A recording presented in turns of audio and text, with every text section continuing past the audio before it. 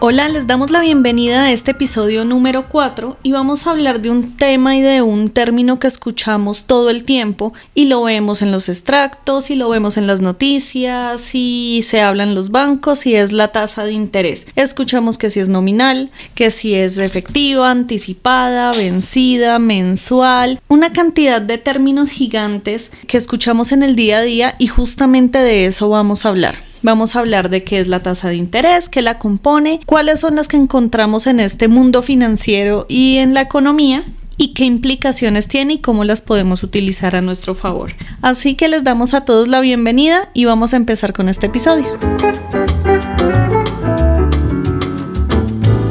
Bien, vamos a iniciar entonces hablando de qué es el interés. El interés, antes que todo, es un porcentaje. De modo que si yo tengo 100 pesos y digo que el interés es del 10%, estoy hablando de 10 pesos. Si yo tengo 200 pesos y digo que el interés es del 10%, estoy hablando de 20 pesos. Y así sucesivamente. El interés es una fracción, es un porcentaje. Y esto que a muchas personas les puede parecer absolutamente obvio, ¿por qué lo enfatizamos acá?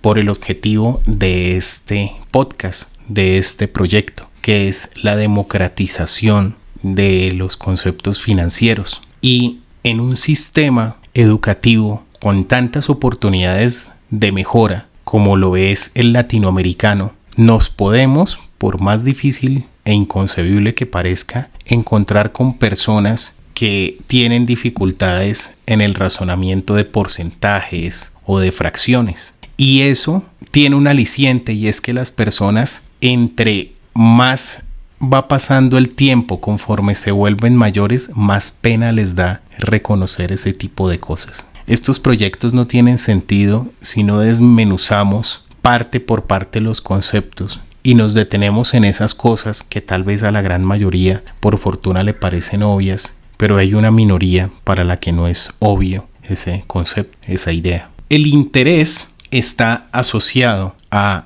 los préstamos, es decir, y volvamos a trabajar sobre cifras redondas para simplificar nuestros ejemplos. Si tú me prestas a mí 100 pesos y me dices que me vas a cobrar el 10% por ese préstamo, entonces cuando yo te devuelva los 100 pesos, debo devolverte no 100 sino 110. Es decir, esa base de los 100 pesos más esos 10 pesos de intereses. Ahora bien, en el desarrollo del ejercicio financiero, conforme aparece el dinero y aparecen los préstamos, por lo menos para el mundo occidental, es sabido que en la historia la iglesia consideraba el cobro de intereses como un pecado, porque se entendía que no era legítimo, no era correcto prestarle a alguien y cobrarle por ese préstamo, porque al prestarle se entendía el préstamo como un favor. Es decir, si alguien me pide prestado es porque tiene una necesidad, y si ese alguien me pide prestado, acude a mí por esa necesidad y yo tengo cómo ayudarle, pero le estoy ayudando a cambio de una ganancia, no estoy siendo honesto con esa ayuda. Ese concepto se flexibiliza bastante a lo largo de la historia y se empieza a generar una serie de mutaciones sobre él. En un razonamiento teológico se empieza a decir lo siguiente: bueno, si la persona que pide el dinero prestado, más que para una necesidad de supervivencia, lo hace por un emprendimiento, entonces es lógico pensar que si él de ese emprendimiento obtiene una ganancia, la persona que le prestó el dinero también debería ser partícipe de esa ganancia. Y el término interés, el término de usura, que se atañe especialmente en el argot popular para hablar de intereses que son desmedidos, que son exagerados, empieza a generar una serie de lógicas en torno a el desarrollo de lo que hoy conocemos como sistema de créditos. Ese interés tiene muchas diferencias en su estructura. Ese interés tiene muchas formas de entenderse. ya nuestros oyentes estarán pensando, bueno, pero no ha mencionado el factor tiempo, no ha mencionado los tipos de interés. Eso lo vamos a desarrollar más adelante. Lo que sí es muy importante es el entender que los intereses, el concepto, no solo se debe en concebir para los créditos, sino también para las inversiones. Porque en el término interés o en ese porcentaje de tasa de interés está asociado el factor riesgo y el factor costo de oportunidad.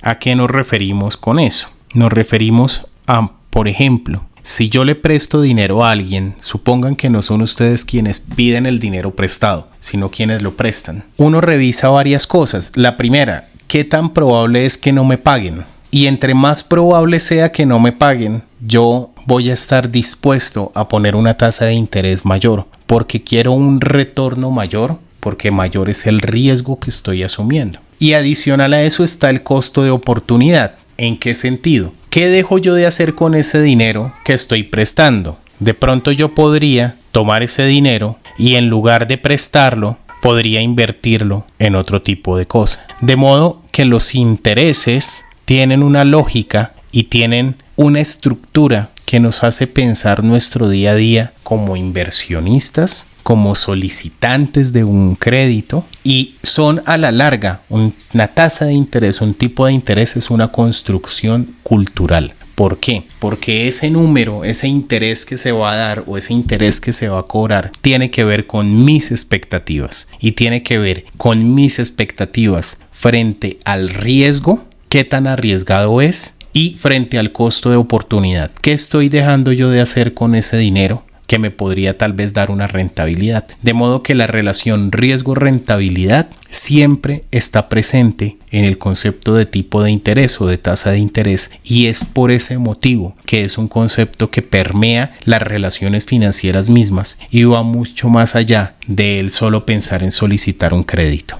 Cuando también hablamos de interés, estamos hablando de dos términos muy importantes que ustedes van a ver a lo largo de hablar de intereses y tasas de interés, y es el interés simple y el interés compuesto. Para hacerles corto el cuento, el interés simple es cuando tomamos una tasa que aplica a un capital, ya sea que vamos a invertir o que se pidió prestado, y se aplica una tasa a unos periodos establecidos. Entonces les voy a dar un ejemplo para que ustedes se lo imaginen en su mente, y es que vamos a hablar de un capital de $1,000 y le vamos a aplicar un 5% de interés, y esto se va a llevar en 5 periodos, o sea 5 años. Entonces el interés simple lo que hace es que en el periodo 1 les va a dar $50, en el periodo 2 les va a dar $50 y así sucesivamente hasta que se termine en el periodo 5. Es simple porque es simplemente calcular el interés por ese capital que se contempla al inicio.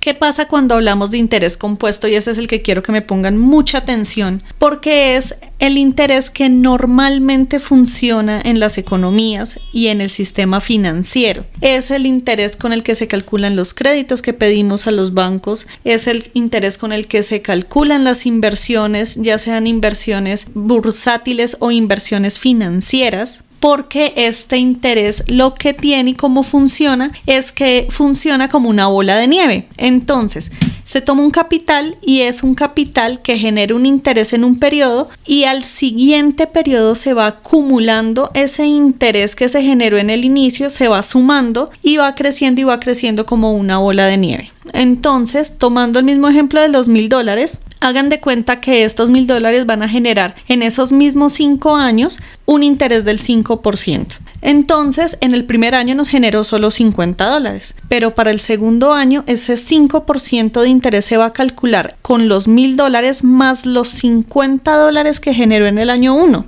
Entonces ya vamos a estar hablando que se van a calcular ese 5% sobre los $1,050, y así sucesivamente se va sumando cada uno de los periodos hasta que se termina los 5 años que se definieron dentro del cálculo, dentro del ejercicio. Entonces aquí es donde hablamos de reinversión de intereses, y por eso es que es tan importante entender para qué funciona el interés compuesto. Cuando hablamos de interés compuesto, y yo les mencionaba que es el que más se utiliza dentro de nuestra economía y dentro de nuestras finanzas, es porque es el que normalmente trabajan los bancos y trabajan los entes financieros para hacer cálculos, ya sea para préstamos o para inversión. Entonces, cuando ustedes piden un préstamo y hacen el cálculo, piden una tabla, que ustedes van a escuchar este término y les va a ser muy familiar de aquí en adelante, es la amortización. Es una tabla que les va calculando a ustedes ese monto inicial que pidieron del préstamo, qué intereses les va a estar cobrando y cómo se va disminuyendo esa bola de nieve a medida que ustedes van haciendo los pagos correspondientes a ese préstamo. Entonces es donde decimos que se pagan muchos más intereses dentro de los que se pidió. Es cuando hablamos y decimos es que en los primeros años de un crédito estamos pagando solo intereses y no abonamos casi a capital. Es porque todos los créditos están calculados bajo el principio del interés compuesto.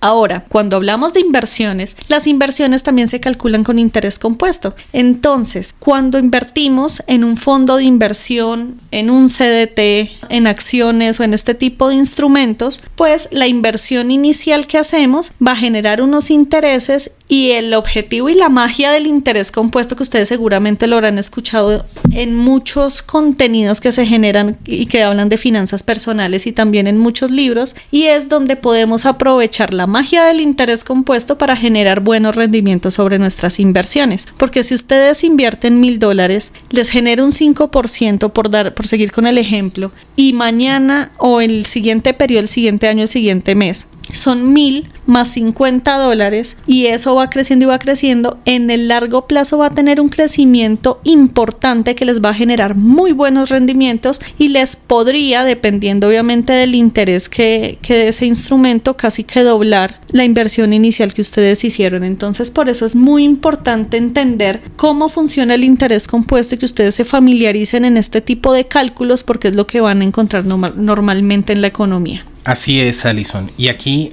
hay que entrar en materia sobre un tema importante, y es qué tipos de interés, qué tasas de interés existen. Si uno hace una búsqueda rápida en internet, se va a encontrar con un montón y no alcanza uno a entender las relaciones entre ellas. De modo que, a riesgo de desconocer una cantidad de conceptos importantísimos y a riesgo de no entrar con la suficiente profundidad, hemos el día de hoy traído unas diferenciaciones que son las más generales y las más importantes para el día a día de las personas.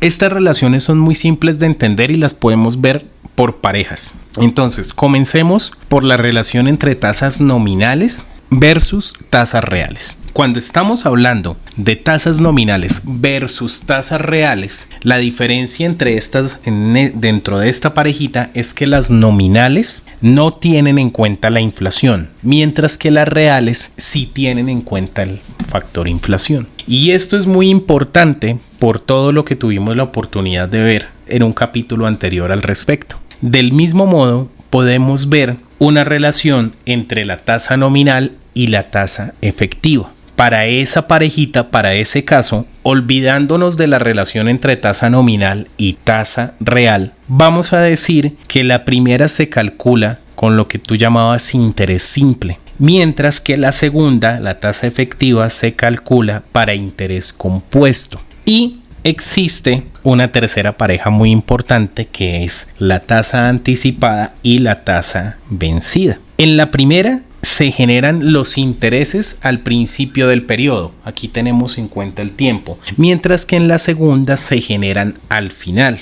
Hay que tener en cuenta algo muy importante, y aquí sí nos vamos a meter, vamos a seleccionar dos parejitas. La primera parejita fue nominal versus real, la segunda fue nominal versus efectiva y la tercera anticipada versus efectiva. Las tasas efectivas, y es importante tenerlo claro, siempre son vencidas. Es decir, cuando ustedes le dicen que es una tasa efectiva, el cálculo para el cobro de los intereses es al final del periodo. Ahí entonces tenemos que entrar en algo muy importante, y es cuáles son esas tasas más comunes. Ya dimos unas parejitas, pero ahora viene cuáles son esas tasas más comunes. Las tasas que normalmente se generan en el sistema financiero y son las que ustedes van a encontrar descritas en los extractos de sus productos con las siglas M y V y las siglas E y A son las tasas mensuales vencidas, que son las tasas con las que normalmente se calculan y se cobran los intereses mes a mes.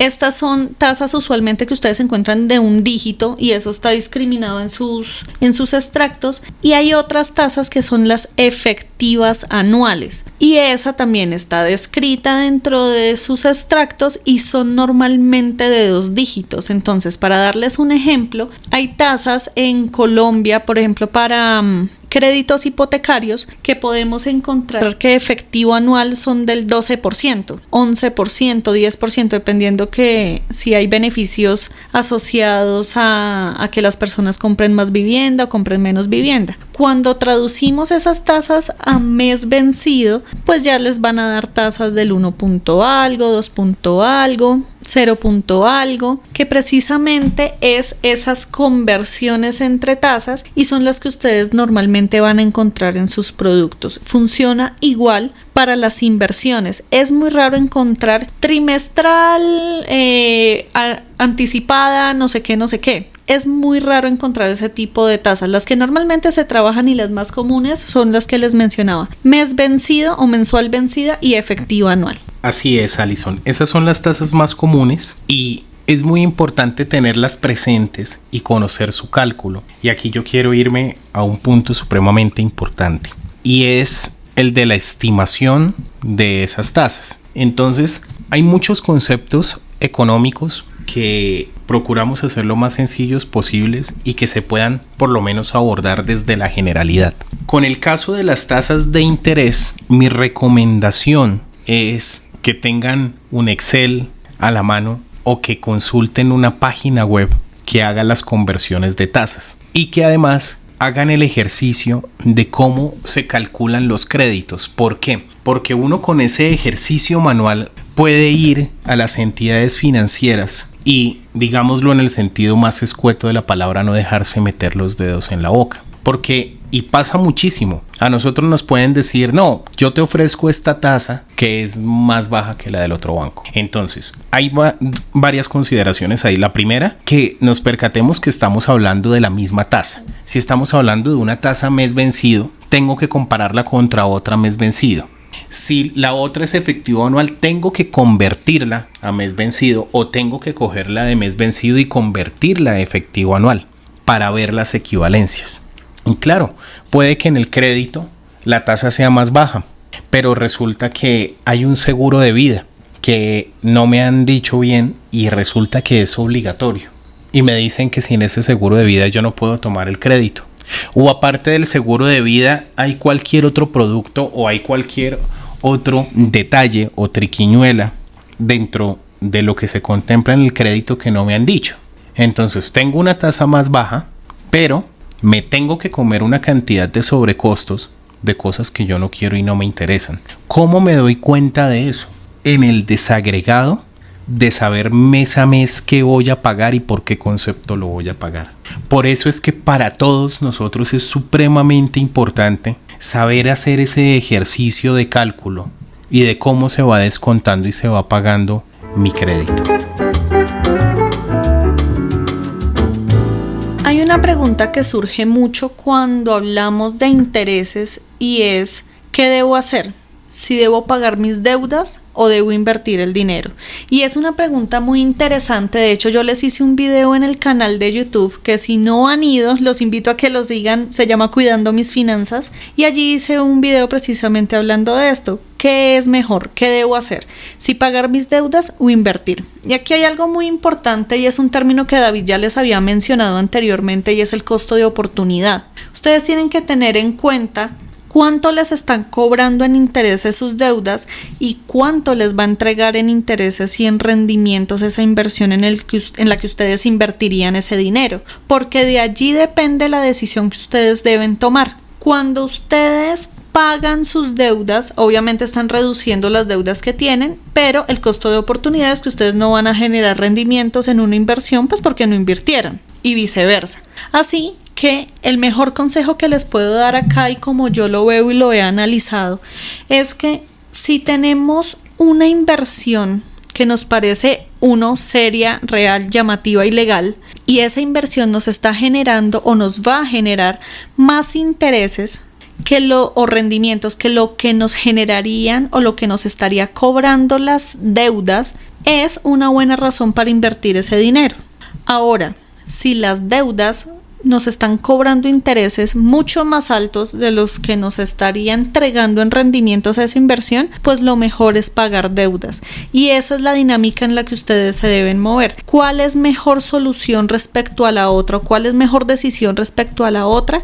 Y así va a ser una decisión inteligente para sus finanzas. Yo sé que muchas veces queremos invertir primero para que nos genere ciertos ingresos pasivos, para que nos genere ciertos rendimientos y con esos rendimientos pagar deudas, pero la medida más inteligente es aquella en la que o paguemos los intereses más altos o aquella en la que precisamente nos entreguen unos rendimientos más altos respecto a las deudas. Así es, Alison. Y aquí hay algo importante para comentar, retomando una idea que decíamos al principio, y es que el concepto de interés no solo sirve para tomar créditos, sino que también sirve para invertir. Tomar créditos e invertir son, o mejor dicho, el hecho de uno pedir prestado y el hecho de uno invertir son dos brazos de un mismo ejercicio, y es el ejercicio de la optimización de mis finanzas. En ese orden de ideas es importante comentar que así como cuando yo pido dinero prestado, reviso las mejores condiciones de ese crédito, cuando yo voy a invertir es como si yo fuera el que está prestando dinero, independiente de la inversión que esté realizando. Y allí todas estas relaciones que hemos comentado frente a la probabilidad de impago, frente al costo de oportunidad, es decir, si yo invierto en algo que me va a dar el 10% mes vencido, tengo que revisar que tal vez no esté dejando de invertir en algo que me puede dar el 12, el 15% mes vencido. De modo que lo que aquí hemos visto y sobre lo que aquí hemos conversado tiene que ver tanto con la lógica como yo entiendo el ahorro, como con la lógica como yo entiendo la financiación, el fondeo, que es la solicitud de créditos, y la lógica con la que yo entiendo la inversión. Una cosa importantísima para comentar y que es conexa a estas temáticas, y es que en casi todo lado el crédito de consumo, es decir, el crédito para mecatearme la plata en cositas, es el que tiene los tipos de interés más altos, es el que lleva una carga de interés más alta. Es decir, si usted se endeuda vía tarjeta de crédito para comprar cositas varias, siempre le va a salir más caro que si usted se endeuda para estudiar o para comprar una casa. Así que el mensaje final en este episodio es que un término que se va a volver su mejor amigo, que lo deben entender, comprender, explicar, asimilar y que debe ser parte de su vida financiera son las tasas de interés y el interés. Los invito a que sean muy curiosos de este tema, que realmente se vuelvan piquis preguntando en los bancos, revisando cada vez que vayan a tomar una decisión financiera todo este tema de las tasas de interés. Créanme que a medida que ustedes se van introduciendo en este tema, van a entender muchísimo mejor y van a tomar mejores decisiones. Los invitamos a que nos dejen en los comentarios y nos cuenten en nuestras redes sociales cómo les pareció este tema de las tasas de interés y del interés, y que nos dejen sus preguntas, qué entendieron, qué no entendieron, en qué temas quieren que profundicemos, porque así nos va a permitir construir más material para ustedes y que este tema de los intereses juegue a su favor y ustedes puedan tomar mejores decisiones financieras. Gracias por acompañarnos hasta aquí y nos vemos, o mejor nos escuchamos, en un próximo episodio. Y hasta aquí el episodio de hoy. Ten en cuenta que cada semana tendremos un nuevo episodio. No olvides suscribirte y compartir este podcast con el universo. Síguenos en Facebook, Instagram y en el canal de YouTube como Cuidando Mis Finanzas, y en Twitter como @yocuidofinanzas. Y visitar www.cuidandomisfinanzas.com. También escríbenos qué temas quieres que abordemos en los próximos episodios. Y nosotros nos encontramos en un próximo episodio.